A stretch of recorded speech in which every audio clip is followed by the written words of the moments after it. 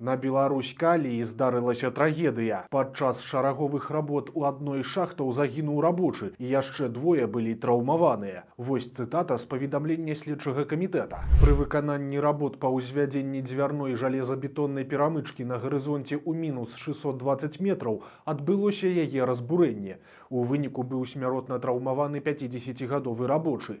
Траўмы атрымалі 35-гадовы трактарыст і навучэнец Салігорскага горна-хімічнага каледжа, які праходзіў вучэбную практыку на рудніку.